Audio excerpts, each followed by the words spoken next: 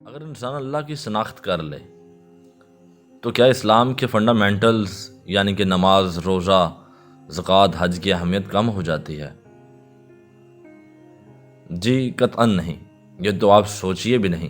کوئی انسان ایم اے پاس نہیں کر سکتا بغیر 5ویں جماعت کے۔ طریقت شریعت کی نیت ہے، اور طریقت کے بغیر بھی شریعت زندہ رہتی ہے۔ طریقت کے بغیر بھی شرع ہر حال میں قائم رہے گی اور زندہ رہے گی، مگر ایک ابتدائی حال ہے، ایک انتہائی حال ہے۔ تو انتہائی حال ابتدائی حال کی تربیت سے گزر کر نصیب ہوتا ہے۔ اس لیے کوئی شخص جو صوفیزم کلیم کرتا ہے یا خدا کی دوستی اور بندگی کلیم کرتا ہے، وہ کسی صورت میں نماز اور روزہ سے رہائی نہیں پا سکتا۔ اب ایک صوفی کی چھوٹی سی بات آپ کو نقل کر دوں۔ سید شیخ عبد القادر جیلانی جب اپنے برج اجمی میں ریاضت میں مصروف تھے تو حضور اکرم صلی اللہ علیہ وآلہ وسلم نے فرمایا کہ ایک شیطان ہے جو نور کی شکل میں آتا ہے، اس کو شیطان ابیض کہتے ہیں۔ تو شیخ عبد القادر جیلانی پہ نور چمکا اور کہا کہ عبد القادر کمال کر دیا، ہم تم سے خوش ہوئے، ہم نے تمہیں عبادات معاف کی۔ تو شیخ نے کہا لا حول ولا قوت الا باللہ، اے بدبخت، جو میرے پیغمبر کی نہ معاف ہوئیں وہ مجھے کیسے معاف ہو سکتی ہیں؟ جو صحابہ رسول کو معاف نہ ہوئی مجھے معاف کیسے ہو سکتی ہیں؟ تو شیطان بھاگتے ہوئے کہنے لگا عبد القادر شاباش ہے تجھے، تو اپنے علم سے بچ نکلا۔ تو عبد القادر نے کہا لا حول ولا قوت الا باللہ، عبد القادر اپنے علم سے نہیں، خدا کے کرم سے بچ نکلا ہے۔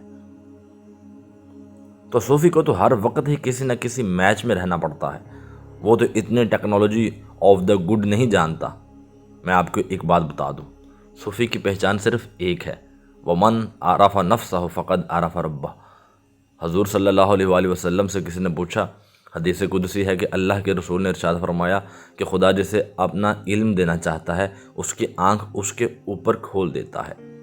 اب یہ دو سٹیٹمنٹس اپنے سامنے رکھیے گا، پھر میں آپ کو صوفی کی اصل ڈیفینیشن بتاؤں گا کہ علی کرم اللہ وجہہ کہتے ہیں کہ جس نے اپنے نفس کو پہچانا اس نے اپنے رب کو پہچان لیا، مگر حضور اکرم صلی اللہ علیہ وسلم نے بات ہی ختم کر دی کہ خدا جس کو اپنا علم دینا چاہتا ہے اس کی آنکھ اس کے اوپر کھول دیتا ہے۔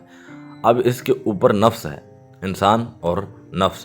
اب قرآن یہ کہتا ہے کہ ومن خاف مقام ربہ جنتان، کہ جو اللہ کے سامنے کھڑا ہونے سے ڈرا اس نے اپنے نفس اور ہوا کی مخالفت کی۔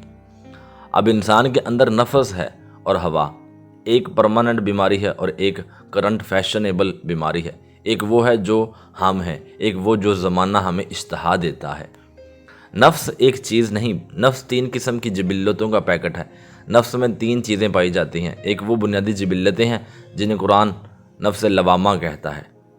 نفس لوامہ اس میں بنیادی جبلتیں شامل ہے، جیسے سروائیول، سیکس، ایگریشن۔ یہ 5-7 جبلتیں ہیں جو ہم میں اور جانوروں میں مشترک ہیں۔ یہ ہے نفس لوامہ۔ اس کے بعد عقل و شعور سے حاصل کی ہوئی وہ جبلتیں جنہیں نفس امارہ کہتے ہیں۔ نفس امارہ عقل و شعور، اسٹیٹس کی طلب، جو ایک ٹارگٹ مقرر کر کے اس پہ جد و جہد کے لیے اکساتا ہے۔ آپ نے ایم اے کرنا ہے، آپ نے ڈی سی بننا ہے، آپ نے پائلٹ بننا ہے، آپ نے ایڈورٹائزنگ کرنی ہے، تو پوری کی پوری صلاحیتیں نفس ان پارٹیکولر آئیڈیلز کو مخصوص کرے گا۔ ان میں ایک عورت بھی آ سکتی ہے، رزق کی تلاش بھی آ سکتی ہے۔ تو نفس امارہ ایک اسٹڈیڈ سیلف ہے جو اپنے ساتھ لواحقات لاتا ہے، اور جو جبلتیں اس میں موجود ہیں تو اس شخص کو قیامت تک پتہ نہیں چلے گا کہ یہ میری بیماری ہے۔ اسی موقع پر قرآن حکیم کہتا ہے کہ میں ان کی غلطیوں کو سنوار کے ان کی خوبیاں بنا دیتا ہوں، اور مینٹل مسٹیک کی ہوئی قبر تک جاتی ہے، پریکٹیکل مسٹیک کی ہوئی وقتی ہے۔ آپ زنا کریں، چوری کریں، شراب پئیں، اور کچھ عرصے بعد اس پیٹرن میں آپ کی توبہ اس چیز کو نلیفائی کر دے گی، مگر ذہن سے کی گئی ایک مسٹیک جو ہے وہ آپ کی انوالومنٹ ہے، وہ آپ کے وجود ذہن سے نکلی ہے، آپ نے اسے بہت سوچ سمجھ کے اختیار کیا ہوتا ہے، وہ آپ کی قبر تک آپ کے ساتھ دے گی۔ اس لیے یہ جو دوسرا نفس امارہ ہے، اس کی الجھنیں اور مسٹیکس کسی اسپیشلسٹ کے بغیر نہیں جاتی، کبھی بھی نہیں جاتی۔ اب جو مسٹک صوفی ہے وہ اسپیشلسٹ آف دا سیلف ہوتا ہے، کیونکہ ومن عرف نفسہ فقد عرف ربہ۔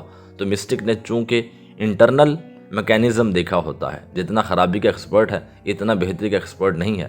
جتنا وہ خرابی کا ایکسپرٹ ہے اس نے نفس اور ہوا کے خلاف ایک مسلسل آبجیکٹیو انالیسس کے ساتھ جنگ کی ہوتی ہے۔ اس کو پتہ ہوتا ہے کہ پیچھے ڈرائیو موٹیو کیا ہے، ایکسٹرنل کیا ہے، اس کے پیچھے کے اثرات کیا ہیں، لبیڈو کے کیا ہیں، انکانشیس کے کیا ہیں، سب کانشیس کے کیا ہیں۔ اب دیکھیے موجودہ دور میں سائیکالوجی نے اسٹرگل آف مسٹک کو آسان کر دیا ہے۔ Psychology is also a knowledge of self, مگر فرق صرف اتنا ہے کہ psychology if applied to others it is a science and if applied to one's own self then it is mysticism۔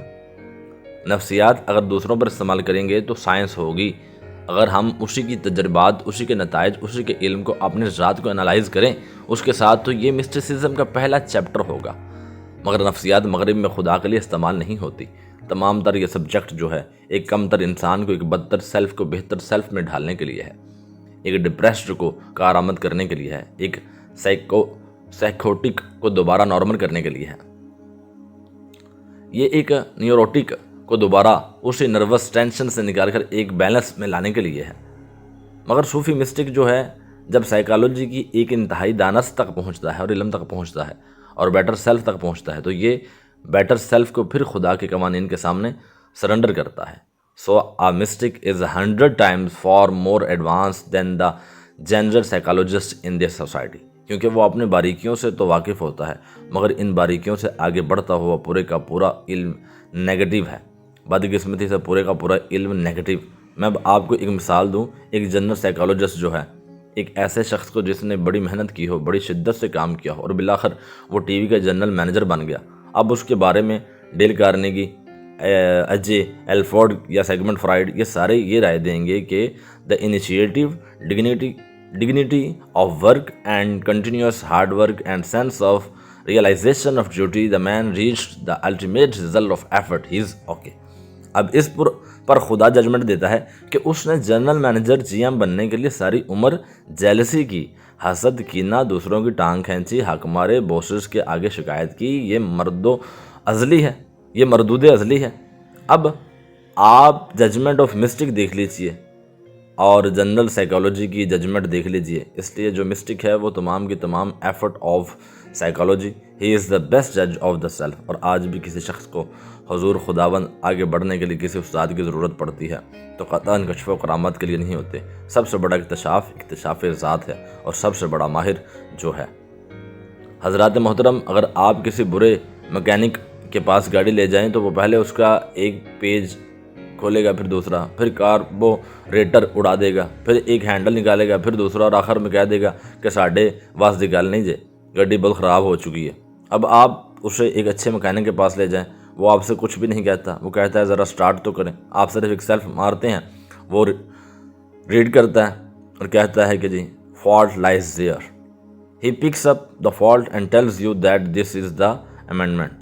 ایک مسٹک اچھے صوفی میں اور ایک جعلی صوفی میں صرف فرق علم ذات ہوتی ہے، نفس کی تعلیمات میں حاوی ہونے کا فرق ہوتا ہے۔ ایک جعلی شخص آپ کو قطبیت کے دعوے دے گا، وہ آپ کو دل ہی دل میں ملا الاعلیٰ تک پہنچا دے گا، وہ کبھی حضور غرامی مرتبت کے خواب آپ کو دے گا، کبھی وہ شیخ عبد القادر جیلانی کا نام دے گا، بٹ ان فیکٹ وہ آپ کی تشخیص ذات نہیں جانتا، وہ ہمیشہ آپ کو فراڈ میں رکھے گا، اور جو اصلی مسٹک ہے وہ آپ پر نگاہ ڈالتے ہی آپ کے اس پوائنٹ کی خبر دے گا جو اریٹیشن اور ایگیٹیشنز کی وجہ ہے، جس کی سینسٹیویٹی اتنی ہائی ڈگری ہے کہ وہ خدا اور آپ کے درمیان حاوی ہو چکی ہوتی ہے۔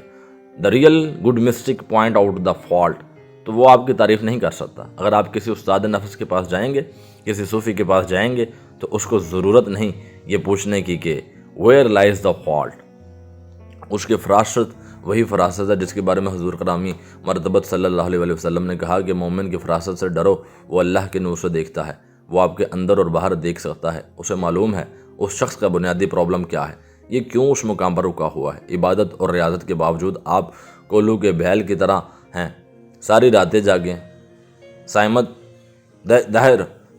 دہر ہو جائیں، صبح و شام آپ وظائف کریں، اگر آپ کو یہ نہیں پتا کہ کسی فالٹ کی وجہ سے پروگرس رکی ہوئی ہے، you will never be able to reach God. اس لیے عموماً مسٹک دعا کے لیے ہوتا ہے اور خصوصاً وہ علوم نفس کے حجابات دور کرنے کے لیے ہوتا ہے۔